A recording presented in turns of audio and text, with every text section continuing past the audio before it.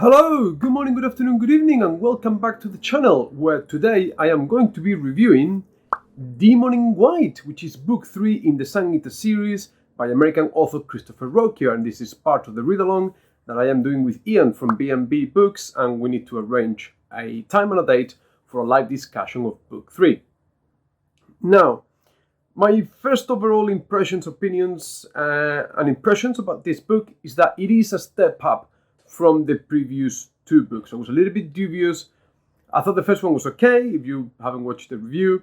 The second one left me a little bit cold and wondering, but this third book does certainly bring it up a notch.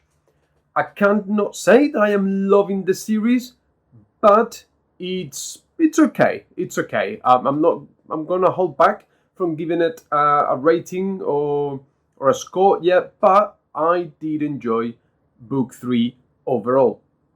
Now, I've got a couple of issues with book 3. Fundamentally, its length at almost 750 pages, it's a bit of a chunker, and there are inevitably some parts of the book that feel a little bit slow.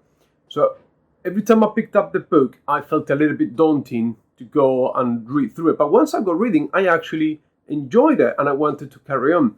And the chapters, I think there's a theme over all the books, that the chapters are short, and it makes reading the book quite easy, because you just pick, you go like a 10-minute break or whatever, you can read a chapter here and there, and you plow through the book. Now, this particular book has got sort of 3 fairly well-defined sections, and they change in flavor and theme and feel through them, or at least that's what I found. So the first third of the book, more or less, the first kind of 200 pages, they reminded me of Alien, the original Ridley Scott movie. It's almost like a space horror thing where there's this demonic outer world alien creature sort of hunting and killing the crew, and they're trying to fight it off. So that takes part of the first third of the book. The second part has got this sort of more political intrigue, machinations thing, which is the bit that advances the plot. And then sort of the final section, we go on a bit of a quest type thing, and we have a final confrontation with the big boss at the end. Kind of thing, more or less, that's sort of my summary of the book. Now, whereas the middle part sort of lacks a little bit in terms of pace, that's where we get a bit more of the world building, and that's where we get a bit more of the plot advancing elements, and we get some kind of hints of sort of philosophical and scientific musings, and the book is trying to say some things. The other issue that I have with this book, but with the series as a whole, I think it is going to be an ongoing issue, is the lack of development of the secondary characters.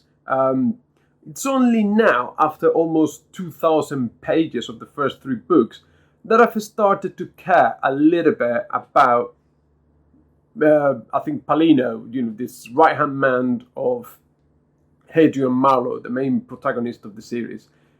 And it's only because he's just there all the time, not because he's done anything in particular, or because we've been shown any particular moments of interaction, and we've been thrown into, or like I said, or shown this bond between the two characters. It's just because he's there all the time, you start to care about him. There is another point in this book, similar to book 2, when Hadrian breaks from Switch, his sort of closest friend. To me, it felt a little bit empty, a bit devoid of emotion, because I didn't care about the character of Switch, because it wasn't very well developed. Here, we got another moment where one of Hadrian's followers goes, "Oh, I cannot carry on with you. This is getting too out of hand, too big for me." She decides to go away, and it's like, fine, go away. Like, don't really... There was a lack of emotional investment there. And I was thinking, why would that be? Like, why do I feel it like this? Why that is the case? And I don't think it's because of the choice of the book being told as a first-person narration, because even though that's the stylistic choice of the author, you can still show through that voice moments of emotional tension. Doesn't need to be, arguments or fights, but just show us snippets that these two characters really care about each other, that they've shared some kind of tragedy and they've survived together, or that there's something really bonding them. Yeah, we had a little bit of that in the first book when they are all sort of gladiators in this arena type thing, but to me that wasn't really well fleshed out or developed, and the series sort of suffers through the books because of that. But all in all, like I said, a bit of an improvement. I will definitely be picking up book 4. I don't know if it will be in July, because we do one book every 2 months, or leave it for August. I'm not sure. I want to read other things in between. Depends on how good June is as a sort of palate cleanser, how much I get through my TBR, that I will pick it up in July or August, because after book 4 it's only book 5, I think, available, and then, you know, maybe we want to space them out and get book 6 when it gets published. There is one element of the book that I felt a little bit disappointed about, but maybe we'll unpick that on the live discussion, and it's the sort of Hadrian effectively gains, this is a big spoiler by the way, Hadrian sort of effectively gains immortality. He gets given, and it's literally given, it's not earned, there's nothing there that he has endured through to achieve this. He just gets given immortality. And, you know, once you've got that, you know, a lot of narrative tension goes away, because, you know, he's going to survive, he's going to do his thing, and you know, be fine at the end. So anyway, so these are my thoughts on Demon in White, book 3 of the Sun Eater series. I mean, it's a short video for a long book, but sort of grosso modo, that's what I feel about it.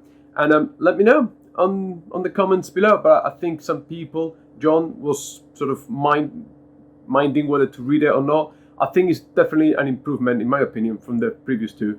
So it's a worthy continuation of the series. Anyway, this is all I've got for today, everyone. Take lots and lots of care, and I'll see you soon. Bye!